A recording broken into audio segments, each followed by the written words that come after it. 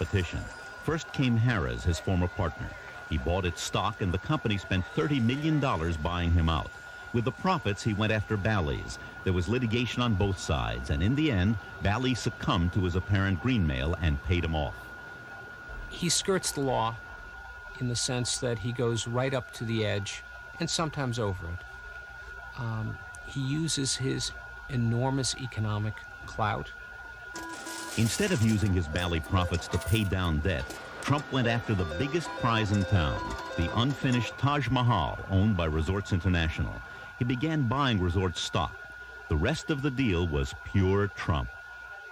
Within a matter of months, he had convinced Resorts Board of Directors to permit him to put into effect a management contract, which was worth something like $60 million to him.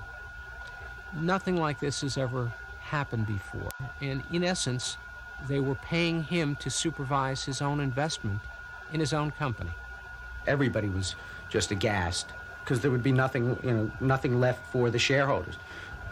In return for the management contract, Trump was supposed to finance the completion of the Taj Mahal. He never had any intention of doing that until he owned the company outright. The contract bled the company dry. Stock prices fell, but they weren't low enough yet for Trump, so he tried something else. Resorts hired bankruptcy counsel, and Mr. Trump walked them through the unfinished building. Within hours, all of Atlantic City, and indeed the entire financial community, knew that Resorts had consulted bankruptcy counsel, and the rumors were rampant that Resorts was going into bankruptcy. There's no doubt that this had a very intimidating effect on the Casino Control Commission. Today, Donald Trump sat in the audience as state officials considered his request to gobble up even more.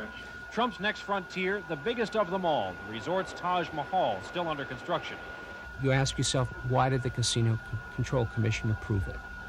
I think they were literally bowled over by Donald Trump and by the utter fear that they had that he would walk away from Atlantic City, that he would let this hotel under construction remain unfinished, that it would be another blight on the Atlantic City landscape to have New Jersey's tallest building sitting there as a skeleton for everybody to see. Everyone was happy about the deal except the shareholders. Before Trump's deal could be completed, out of the West came what looked like a white knight. It was the biggest high-stakes game on the boardwalk in years. The players, entertainer Merv Griffin and billionaire businessman Donald Trump. The prize, Resorts International, and the unfinished Taj Mahal. The winner, some might call it a tie. Griffin gets Resorts, Trump the Taj Mahal. Love that perception. I won. He is still, a year later standing in New York going, I won. He wants to make sure everybody in America knows he won. And so I look at him and say, Donald, you won. Now do you feel better? Now eat.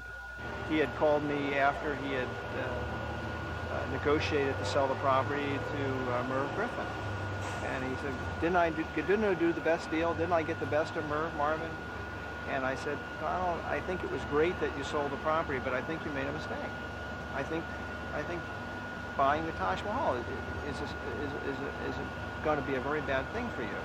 Well, what do you mean? I mean, I think the Taj Mahal is going to be the greatest success ever. I mean, you just don't understand. And I said, well, I can't understand why you want to operate 3 different properties in Atlantic City.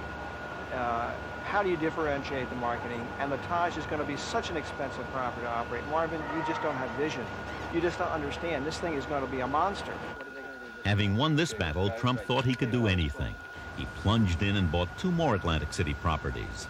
Now he really needed cash, so he invested in another competitor, hoping to get bought out at a profit again.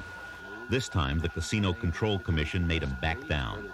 It threatened to take his licenses if he did it again. That cut off his cash supply.